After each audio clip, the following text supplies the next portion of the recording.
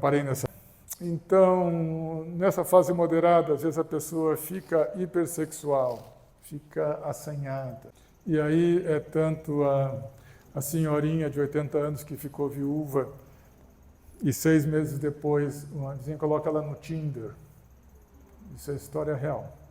E ela arruma um namorado de 26 anos, que é um escroque, que é um aproveitador, é claro. Mas aí ela me diz assim, o senhor tem alguma coisa contra a diferença de idade? De eu ter um namorado que agora eu estou livre, eu estou viúva, não devo para ninguém. Fala bem assim. Um homem mais novo disse, não, de jeito nenhum, não tem nenhum preconceito. Só que só tem que ver qual é a intenção dessa pessoa que se aproxima da senhora. Assim como essa vizinha que abastecia o tanque cada vez que levava ela no Bourbon. Passava no posto e quem passava o cartão era velhinho. E esse sujeito de 26 anos, casado, passeava com a senhorinha no Bourbon enquanto fazia as compras. E, eu sempre quis ter um celular desses. E aí ela deu de presente para ele. Situação mental que eles estão. Como é que a gente procede daí? E tem gente que tira dinheiro, que pede dinheiro e leva. 500, 1.000 reais. Ganha um carro de presente do idoso, porque ele quis dar. E tem exemplos aqui na plateia. Então, nessa hipersexualidade, por exemplo, delirante, no Clérambault, o que é a síndrome de Clérambault? É um nome francês. É o delírio de que você tem uma relação afetiva com o famoso. Então eu digo para vocês, a Gisele Bündchen se separou do marido dela, o Tom Brady, por minha causa. Nós nos correspondemos secretamente. Ela lá onde ela mora, eu aqui, mas a gente é namorado. Pegaram um negócio. Então, assim, a pessoa, através da televisão, curtiu mais do que uma paixão platônica, uma convicção. Eu me lembro de uma velhinha que se arrumava, passava batom vermelho e tudo, para ver o Gugu Liberato no domingo, legal, que era o namorado dela. Todo mundo achava engraçadinho, porque ela se arrumava para ver o Gugu através da tela. Até que ele começou a aparecer naquele quadro da banheira, lá no meio daquele monte de mulher pelada, lá de biquíni, aquele sem vergonha. Aí ela não quis mais ter o Gugu como namorado. Isso é Clérambault. Então, numa fase moderada, a gente conversa com a TV. Ainda mais uma TV de tela plana, de alta resolução, que parece que as pessoas estão ali atrás do vidro. Então, o idoso conversa com o William Bonner e a Renata durante o Jornal Nacional. E quando a filha vai passar enrolada na toalha, na frente da TV, olha aí, eles vão te ver desse jeito. Né? Porque eles estão ali na sala. Então, a pessoa, como diz lá, antigamente já conversava com a Xuxa. Como sabe, com a Ana Maria Braga. A síndrome de Cotard já é uma coisa mais pesada, a pessoa se sente morta. Ela diz, eu já morri. Eu sou um cadáver, meu corpo está em decomposição, eu sinto até o hálito de que eu estou apodrecendo. É um delírio psicótico. E, não raro, eles ficam agressivos. Não vale a gente dizer assim, é que ele fica teimando com a gente. Mas é natural, ele entende as coisas, tudo atravessado, e ele quer fazer prevalecer sua vontade, seu ponto de vista. Uma das formas que a gente ensina lá na Brasma, se vocês forem no outro sábado, primeiro mandamento, a gente não bate boca com idoso. Não bate boca com demenciado, que discutir com quem está esquecido é como discutir com um bêbado, que está de pileque. Quando passar o pileque, ele não lembra o que brigou com a gente. Então, você tenta convencer a pessoa de que ela quer pintar essa parede de laranja. Não, mas por que laranja? Porque onde já se viu, essa parede está nova, essa parede está assim, está assado, depois a senhora vai querer mudar de cor de novo. Não, mas eu quero pintar de laranja, a casa é minha, eu tenho dinheiro, vai lá comprar as tintas. Você vai continuar discutindo? Não, encerra o assunto dizendo, tudo bem, mãe, depois eu vou então. Mas tu vai hoje? Eu vou hoje. Mas primeiro eu tenho que ir no médico, eu tenho uma consulta, eu tenho que ir no banco, eu tenho que tirar dinheiro, eu tenho que abastecer. Hoje está calor, tem vento, está chovendo. Eu preciso levar o cachorro para dar banho. Enrola e passa para o dia seguinte. Ah, mas todo dia ela querer pintar a parede de laranja é cansativo. Amanhã ela pode querer pintar de roxo. Então, assim, aí depois de você apaziguar as coisas, então tá, né, mas nós vamos fazer desse jeito. A senhora entendeu? Tá.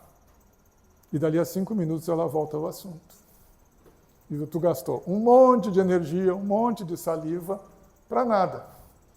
Então, não discute com o demenciado. Se ele quer uma coisa razoável, ok, atende. Tipo assim, eu quero que vá na padaria e compre uma rosca de polvilho para mim. Tá bom. Acho que tudo bem. Ou tipo assim, não, eu quero sair dessa casa aqui e morar no Rio de Janeiro. Tá, mas aí nós vamos ter que ver como é que faz isso, né, pai? Porque não é bem assim, né? Não é bem assim, e assim nós vamos enrolando. Então, tudo isso é falado com doçura, sem se exaltar. Aquela pessoa não é fácil, eu sei. Eu não estou dizendo que é fácil. Às vezes se cansa, é cansativo o velhinho repetindo na orelha da gente todo dia a mesma coisa. Porque ele fica repetitivo. Então, quando assim, não use a expressão que ele ficou teimoso. Ele está demenciado e ele tem o direito de insistir naquela ideia que está girando na cabeça dele. Só que a gente não vai atender. Ou melhor, a gente vai fazer de conta que concorda. Com a maior barbaridade. Só que não, né? Só que a gente não vai fazer do jeito que ele está querendo, se não é.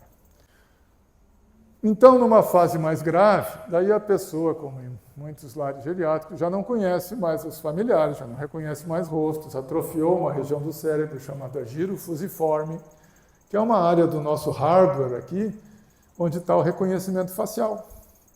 É que nem quando a gente vai no aeroporto ou no banco, bota a cara ali e o aparelho não reconhece. Né? Então, assim, a gente reconhece as pessoas pelo rosto, mas aí não reconhece mais. Ou então, a pessoa lembra do seu cônjuge lá na infância. Onde é que estão meus filhos que me largaram aqui? Mãe, nós estamos todos aqui. Não, mas eu quero os meus filhos. E ele não conhece mais ninguém. Daí vai para as fotografias, né?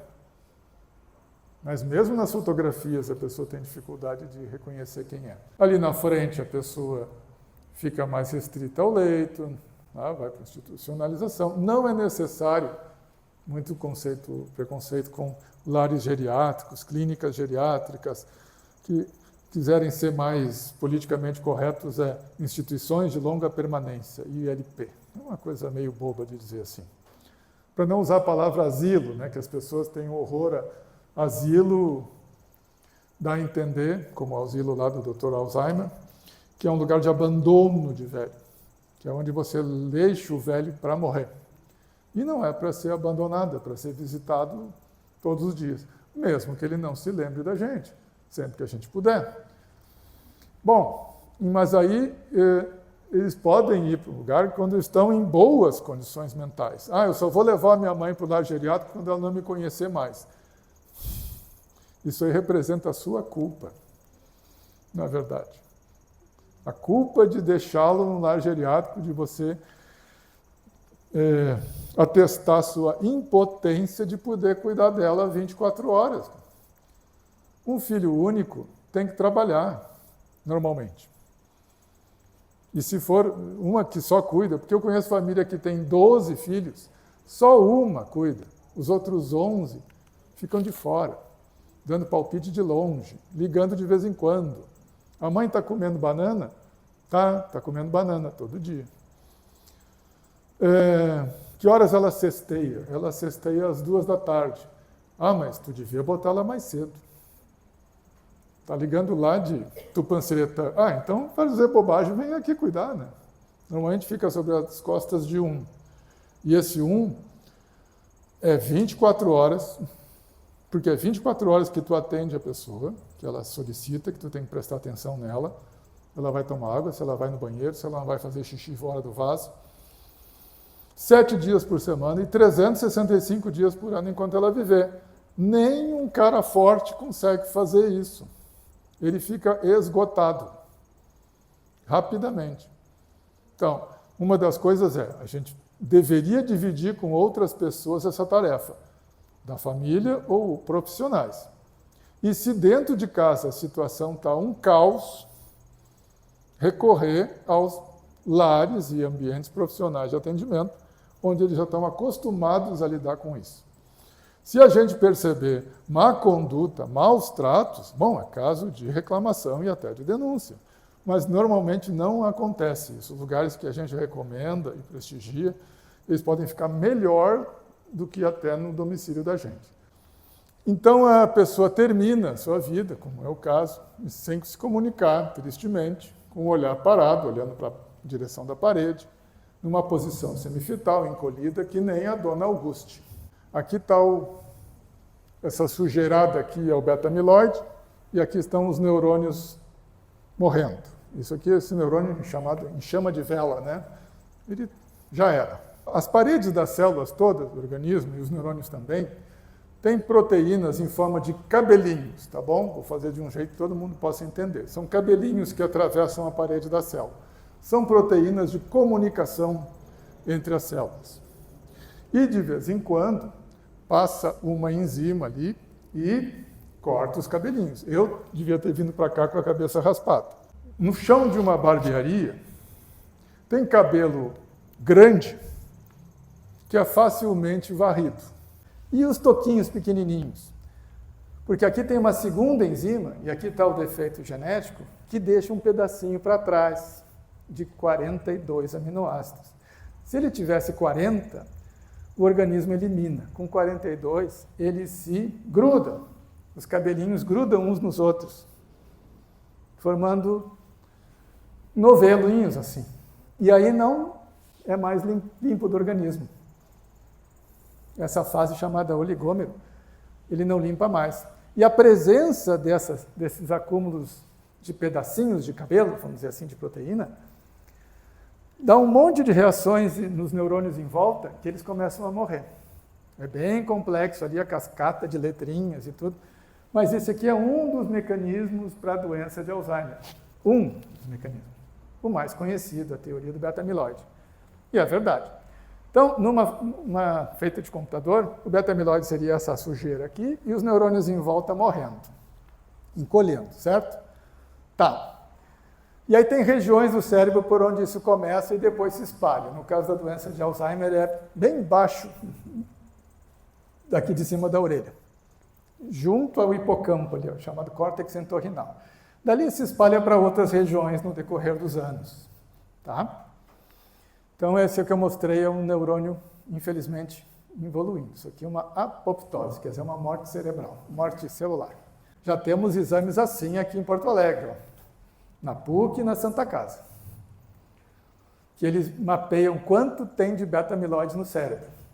Os convênios não dão e o SUS também não dá.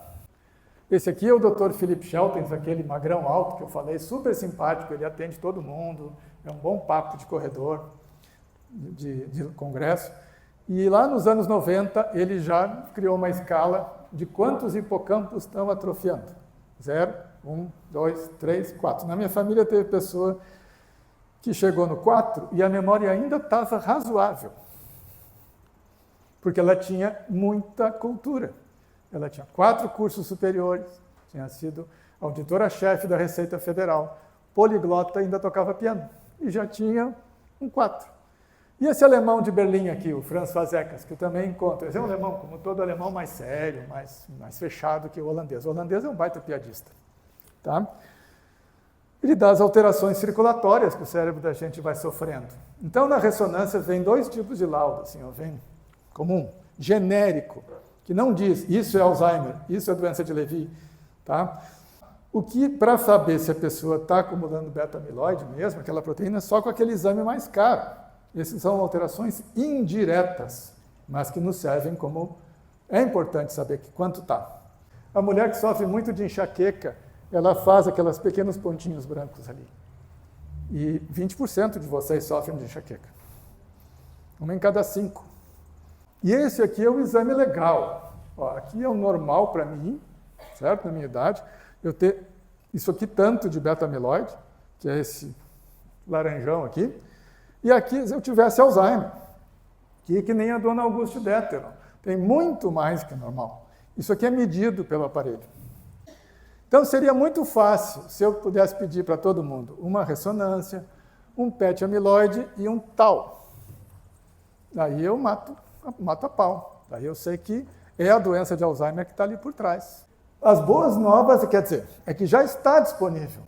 As más é que ainda não é pago pelos convênios, nem pelo SUS. É de alto custo. Mas já tem em Porto Alegre. E aí, isso aqui eu fui em 2012.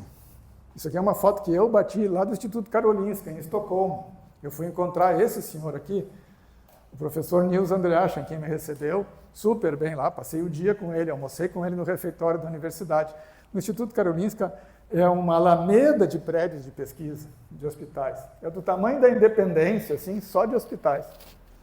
E o prédio que faz pesquisa em Alzheimer é lá pelos 600 metros. Caminhei pra caramba até achar o Dr. Nils. E ele me mostrou tudo que ele fazia lá de pesquisas para diferentes empresas. E naquela manhã ele tirou líquido espinhal de 3 senhoras na minha frente. Você pode tirar do líquido da espinha, que ele é mais sensível, mais preciso, mas tirar do sangue. Já existe tecnologia que pega isso aqui. São quantidades ínfimas de proteína beta-amiloide numa gota de sangue. Tá? O laboratório Fleury faz, e acho que o Weimann encaminha para o Fleury. Custa 3.600. Tu vê no teu sangue quanto de beta-42 tu tem, quanto de proteína tal, e tem diferentes, e tu ainda pode ver se tu tem esse gene positivo. Tá. Quando é que se deve solicitar? Quando a pessoa perde a memória muito cedo, e a gente não está sabendo o que é. Quando está meio estranho aquele quadro ali, que tu não sabe exatamente se é Alzheimer ou não, tá? Ou quando ela está piorando muito depressa, aí se justifica. Isso deveria ser feito antes de começar a perder a memória, né? De rotina. Só que não é assim que rola, na prática. Tem muita crítica assim, se eu descubro que eu estou cheio de beta-amiloide, o que eu vou fazer agora da minha vida? Eu não vou me suicidar, mas também não vou me jogar num tratamento de resultado duvidoso. Aí é que nós vamos lá. Então, como eu disse para vocês, nem tudo é Alzheimer. Tem outras demências. Tá? Isso aqui ó, sai todo ano, é um pipeline, como a gente diz. Quais os medicamentos que estão em teste na doença de Alzheimer? Ah, mas os cientistas não descobrem nada, né? Sempre a mesma lenga-lenga que tem que fazer atividade física, boa alimentação. Tem 182 trabalhos científicos envolvendo 138 substâncias, e o que eu vou falar está aqui, fase 3, está aqui no centro. Eles vão começando lá com os ratinhos e vão vindo para cá. E alguns são abandonados porque não funcionam, certo? E as terapias precoces já são grande maioria, não é mais o paliativo. Tem 50 mil pessoas, o slide cortou ali, 50.109 pessoas participando de estudos no mundo inteiro. Então, as pessoas estão se mexendo. A indústria farmacêutica quer produzir esse tipo de remédio porque tem 65 milhões de pessoas procurando tratamento e outras 65 milhões naquela fase prévia. Pelo menos 1 para 1. Então, para quem vai ter ainda? Essa é a corrida, certo? De a gente achar uma vacina, ó, um anticorpo.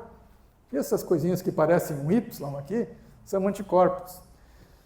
São injetados na corrente sanguínea, tá? E ele vai grudar no beta-amiloide e levar ele embora para a circulação. Vai limpar o cérebro. O primeiro medicamento que foi desenvolvido, está cortado ali, foi em junho de 2021, durante plena pandemia, foi esse aqui, da Pfizer Biogen. Foi lançado, permitido pelo FDA. A reunião que autorizou esse remédio, olha, foram 11 grandes autoridades, 2 médicos se demitiram depois da reunião, porque foram contra. Por que foram contra um remédio que limpa o beta-amiloide? Porque assim, tu faz no soro, tá? Uma vez por mês, ganha uma quimioterapia uma vez por mês, como se fosse lá no Moinhos de Vento. E olha aqui, ó, isso aqui é antes, cheio de laranja, e depois, conforme as doses, ó, vai sumindo, ó. Funciona? Funciona. Mas ele não só limpa essa sujeirada, o beta-amiloide.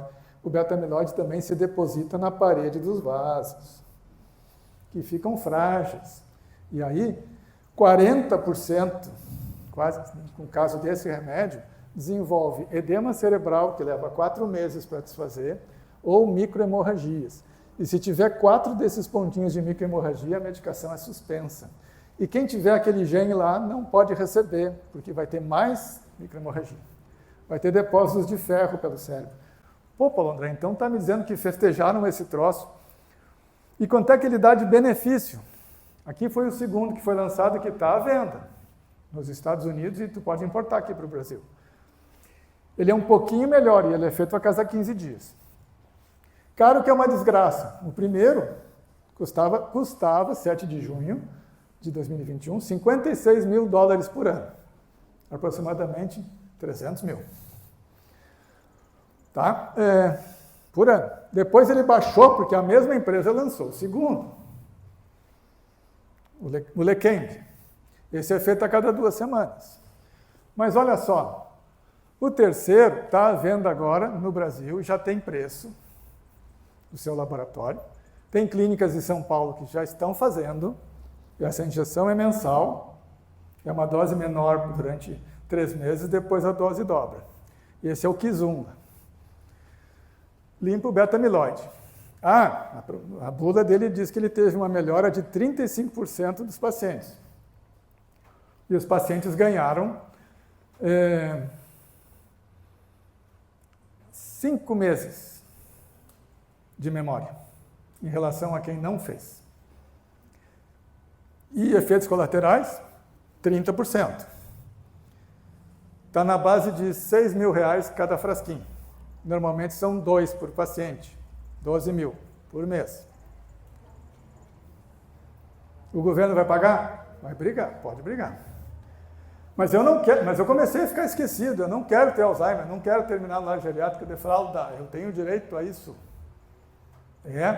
Então assim, convence o governo de que é bom. Isso aqui é um gráfico da bula do remédio. Agora vocês vão ficar decepcionados, frustrados com as novidades que eu trago. Eu não ganho nada dessa indústria para fazer propaganda, não é a favor nem contra. Então, tipo assim, então 30% das pessoas não piora, ou melhora, ou não vai ter Alzheimer. É isso que o senhor está dizendo? 30% não vai ter Alzheimer? Não, pessoal, é isso aqui, ó. Esse aqui são os que não receberam medicação, a memória deles. E esse aqui são os que receberam a medicação. Todos pioram. Só que a velocidade com que toma esse remédio caríssimo é 30% menor no determinado tempo. E a diferença aqui, quando cruzam as linhas, é de 5 meses, em 18. São 18 meses de tratamento. Tu pode até terminar o tratamento mais cedo quando tu limpa ali no aparelho. Tem que fazer ressonância todo mês, tem que partir daquele exame caro, no início e no fim, fazer ressonância todo mês, tem que estar perto de um hospital equipado, se tiver hemorragia, tu tem que correr para uma UTI. Então, assim, não é algo prático. E o resultado é aquilo que vocês estão vendo ali. Esse aqui é eu, Dr. Alberto Spey, no Congresso Paulista de Neurologia, de agora em junho. O cara é uma autoridade da Universidade de Cincinnati em Parkinson e em demências. E ele fez um artigo crítico sobre esses 2 remédios. O Alberto não é bolinho. Ele não deixa de dizer a verdade. É uma autoridade muito respeitada. Então, isso aqui é meio complicado, muita informação aqui para vocês, é assim, ó. 1 em cada 3 pessoas tem que interromper o tratamento por efeito colateral. Ganhando o tratamento de atrofia mais do que não ganhando o tratamento. E a mesma coisa em relação ao donanemab, ao outro. Os que recebem o medicamento, um caso interrompido, isso aqui, ó, Os bonequinhos verdes são as pessoas que melhoram da memória. Onde é que estão? Esse trabalho não é meu, gente, é do Albert Speer. Então, assim, que não melhorou, que estabilizou ou que piorou. E aqui do outro medicamento, bonequinhos verdes são os que melhoraram a memória. Cadê? Então, eu estou fazendo propaganda contra o laboratório? Não quero fazer nada disso. Esse tipo de medicamento é um alento, é uma esperança, é um embrião. Eu acompanho essas pesquisas com esses medicamentos há 20 anos. O primeiro foi suspenso porque morreu gente lá. Tá? Então, aliás, aquele primeiro que eu falei lá, que custava 56, o laboratório já descontinuou. Só quem já estava ganhando é que tem direito de receber. Então, isso aqui é o que tem agora para nós. Está à venda, tem clínica em São Paulo. Cuidado com o que diz na internet. Agora nós temos no Brasil o tratamento mais revolucionário para o Alzheimer, que você limpa aquela proteína tóxica do cérebro. E limpa. O aparelho mostra que tirou. Mas recupera a memória? Não. Para a morte neuronal? 30% só. Por quê? Por que esse troço tão caro e levou tantos anos em desenvolvimento nos decepciona? Porque não é só essa proteína envolvida, tem várias outras. É como se a gente estivesse atacando uma infecção, combatendo só uma febre. E um ladinho dos micróbios, vamos dizer assim. Ela vai seguir. Tá? Então, o canabidiol já é outra discussão apaixonada. Mas a verdade é assim, o canabidiol melhora a memória? Não, eu tenho contato com os principais pesquisadores de canabidiol no país, que é lá da USP de Ribeirão Preto, o Dr. José Cripa, tá? E um foi meu colega de turma, o Francisco Guimarães, e eles estudam isso há 40 anos, em Parkinson, em Alzheimer, em epilepsia, esclerose múltipla, em HIV, canabidiol e seus compostos, com mais ou menos THC. O canabidiol é um poderoso ansiolítico. A maconha também é, sabe? Que a proporção com THC varia. Então, ele é um remédio que o paciente dorme melhor e fica menos agitado. É uma alternativa, certo? Nem sempre dá certo e nem sempre dá para substituir as outras medicações para comportamento. Porque o que dá trabalho para as famílias é o comportamento difícil, comportamento agitado, agressivo, delirante, fugir de casa pelado. Então, o canabidiol é errado? Não, errado não é. Eu permito o uso? Permito. Se a família quer testar, eu permito. Eu usei na minha mãe por 30 dias. Como não vi nenhuma diferença na apatia dela, nem diferença motora, nem diferença mental, eu abandonei. Talvez eu não tenha usado doses plenas. Dose plena de canabidiol passa de R$2.000 por mês. Desse líquidozinho aí. Tá? Porque ele começa com 20 mg por ml e vai a 200 mg por ml. Quanto mais concentrado, mais caro. Aquela ideia assim de que, mas pelo menos é natural. Tem que ver também se funciona, se vale a pena, se você vê resultado. Seja onde for, em autismo, em Alzheimer, em Parkinson. A nutrição continua valendo, gente. As frutas, essa foto eu tirei em Copenhague, aliás, uma cidadezinha perto de Copenhague. Framboesa, morango, mirtilo, cereja. Ômega 3, a linhaça dourada, azeite de oliva, peixe de profundidade, folhas verdes escuras, sementes. O açafrão é um poderoso antioxidante. Existe toda uma nutracêutica para Alzheimer. Agora, algumas novidadezinhas chocantes para vocês. Acabou de sair, em setembro, 5 de setembro, a revista mais importante de neurologia do mundo, a Neurology, a revista da Associação Americana, oficial da Associação Americana de Neurologia. Meus amigos, pessoal, meu xará Paulo Caramelli, ele é paulista, mas ele está na Federal de Minas Gerais. Isso aqui é um cafezinho. E a Claudinha Suemoto, que é geriatra. Tá? Isso aqui é o seguinte, ó. A associação entre o consumo de adoçantes artificiais e a memória. Foi é um artigo que gerou um editorial. Gente, o Paulo Caramelli não brinca, é um cara super sério. Eles acompanharam 12 mil pacientes durante 8 anos.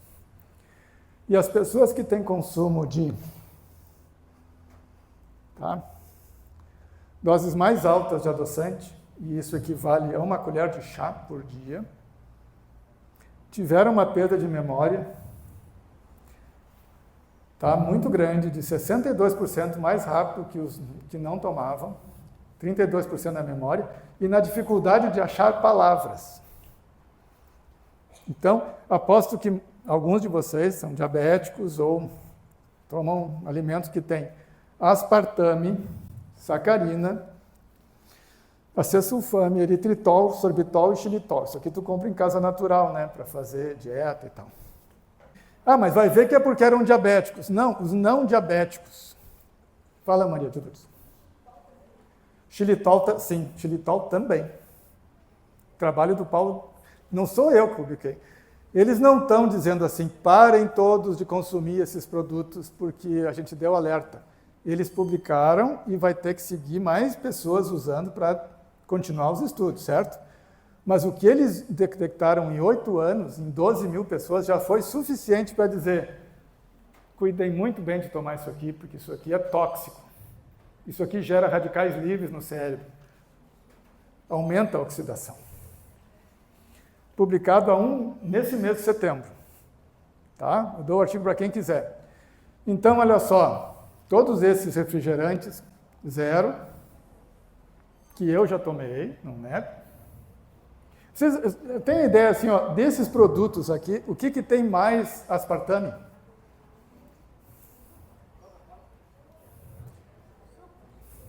O que tem mais aspartame é o Trident. É o chiclete. Tem 300 e poucos miligramas de aspartame. Que coisa assustadora, né? Então, eu quis trazer isso aqui para vocês, não é nenhum alarde, foi publicado em uma revista seríssima. Toda a indústria alimentícia vai ter que repensar como vai adoçar. E agora um alento para vocês, ó. Esses aqui estão liberados.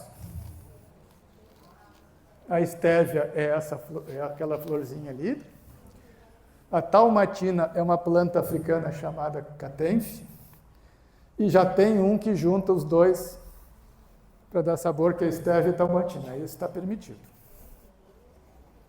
Então, assim, ali no estudo do Paulo Caramelli foram diabéticos e não diabéticos. E não diabéticos jovens, pessoas abaixo de 60 anos com perda de memória.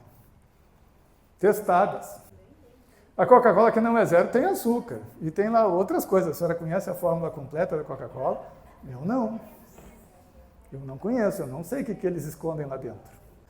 São basicamente esses álcools aromáticos aqui, ó, esses que terminam em tol, que foram os mais prejudiciais, e o aspartame. Então é chocante, né? Tá, isso aqui é o que a doutora Mia Kivipelto, lá, que trabalha lá naquele instituto que eu tirei a foto, mas ela é finlandesa também, ela faz com os velhinhos lá na Finlândia, E todos os velhinhos, ele é um país bem menor que o nosso, né?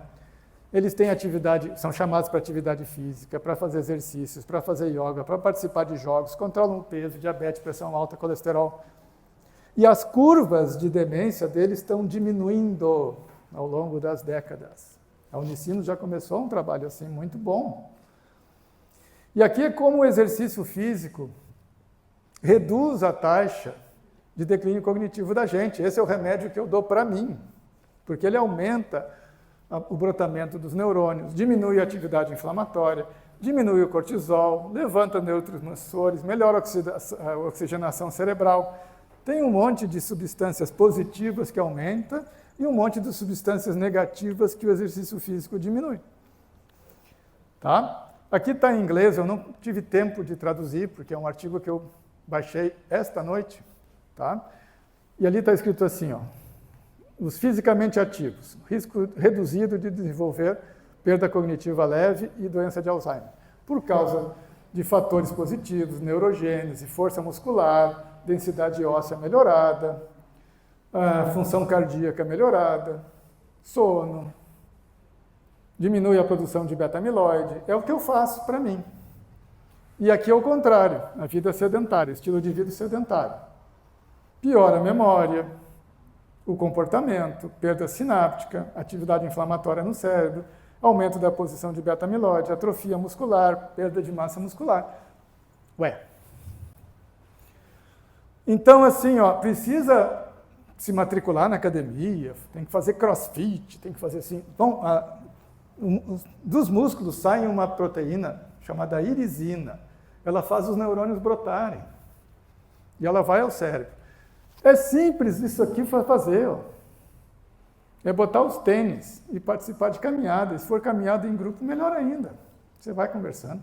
As coisas que o SESI faz. Que o SESI faz, e é de graça.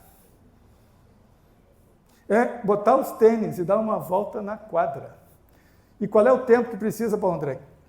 É 30 minutos por dia ou 1 hora, 3 vezes por semana. É de 150 a 200 minutos por semana só. 30 minutos, pessoal. Quem está fundado em casa no sofá, é 15 minutos no sentido e 15 minutos para voltar ali embaixo da Mauá. É só para manter o teu cérebro inteiro.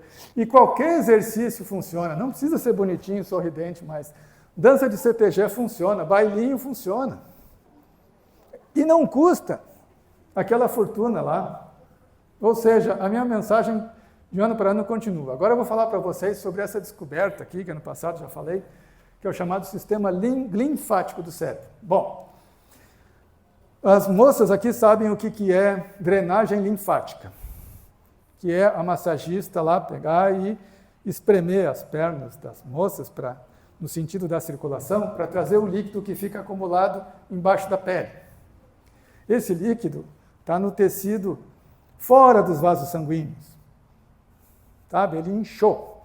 Então, assim, saiu dos vasos sanguíneos e ficou por baixo da pele. Ali é no chamado tecido intersticial. Então, o massagista vai empurrando de volta para a circulação.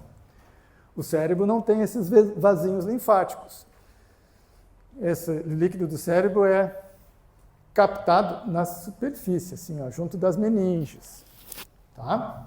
Esse líquido circula pela parede de fora das artérias, de fora, e absorvido pela parede de fora das veias. Sabe? Então, quando está funcionando bem, ele vai, todo dia, limpando o nosso cérebro. Quando não está funcionando mal, acumula beta-amiloide, aquela proteína que a gente não quer. Então, quando é que a gente tem a atividade linfática funcionando? Durante o sono profundo, um sono reparador, suficiente em quantidade, que a gente se sinta descansado quando acorda de manhã, sem usar faixa preta, sem usar nem clonazepam, diazepam, bromazepam, lorazepam ou zolpidem, porque isso não é um sono que dê fase profunda de sono. A gente precisa sonhar para isso acontecer. Você precisa ir até a fase 3 e depois sonhar. O jejum intermitente ajuda o sistema linfático. Até se diz que pequenas quantidades de álcool são positivas, mas isso aqui é discutido, porque tem outros contra. Ômega 3, tem coisas que a gente não tem como fazer, por exemplo, quem trabalha à noite envelhece muito mais do que quem tem um trabalho diurno. Infelizmente eu fiz plantão, eu sei disso. A atividade física melhora, diminui a pressão arterial, diminui o estresse, então o cérebro é limpo. Então é durante o sono que várias substâncias tóxicas são limpas do cérebro da gente, incluindo beta-amiloide, e os neurônios brotam. Tá? Então isso aqui é 1 noite sem dormir. 1 noite sem dormir e tu já te encheu de beta-amiloide. Imagina uma insônia crônica. Melatonina ajuda? Sim, melatonina ajuda porque é natural. E, para ter novidades para vocês, esse medicamento aqui vai ser lançado breve no Brasil. Se chama Lamborexant ou Dayvigo.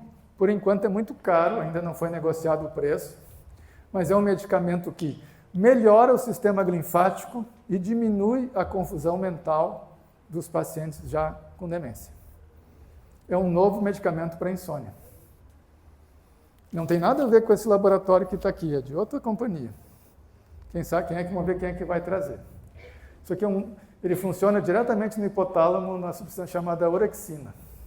Tá?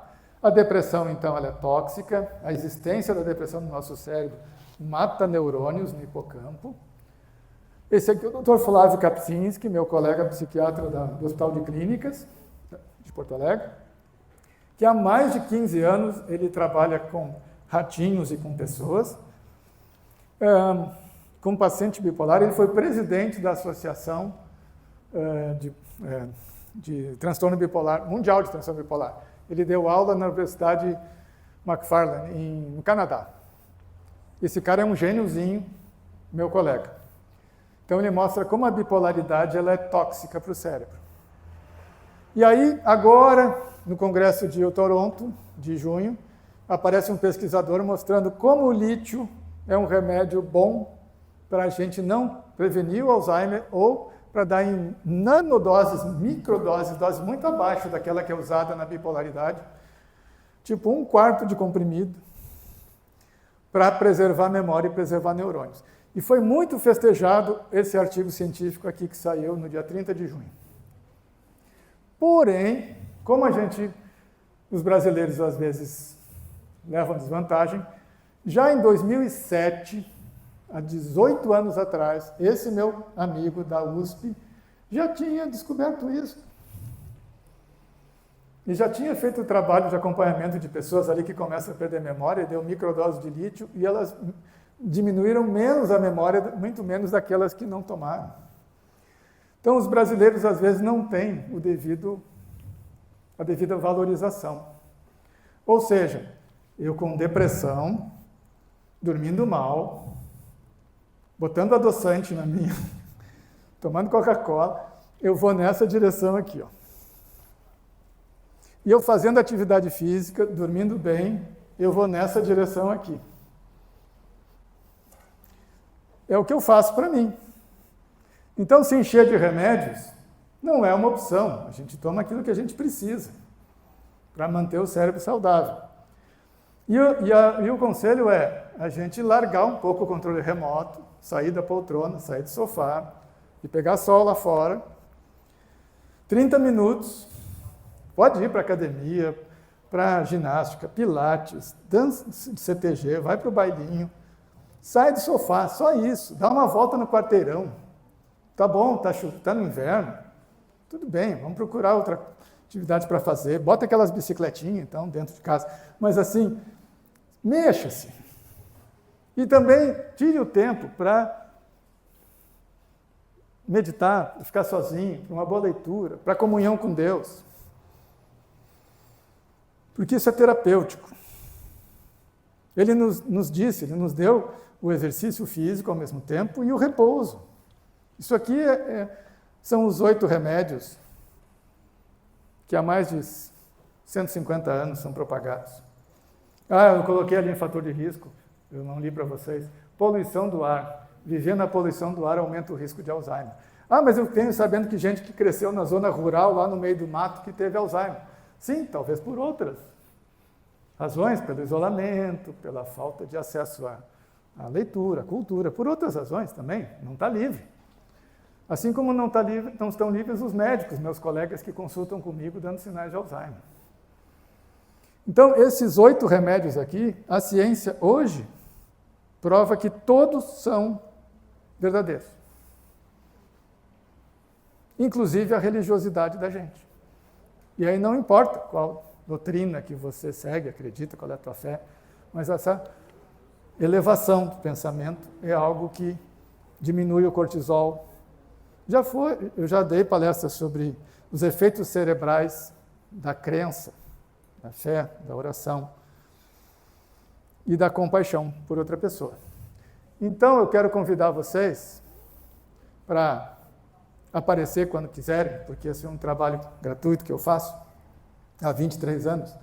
Esse é o lema da Abraz. Ficar sozinho com o seu velhinho, com a sua velhinha. Você vai lá, se quiser desabafar, lá é o lugar. Se quiser pedir orientações também. E lá você vai ver que tem um monte de outras pessoas no mesmo barco. Então, Todos são bem-vindos lá na associação, na Rua São Paulo, 994, que é a Sociedade dos Engenheiros e Arquitetos, bem ali atrás da ginástica.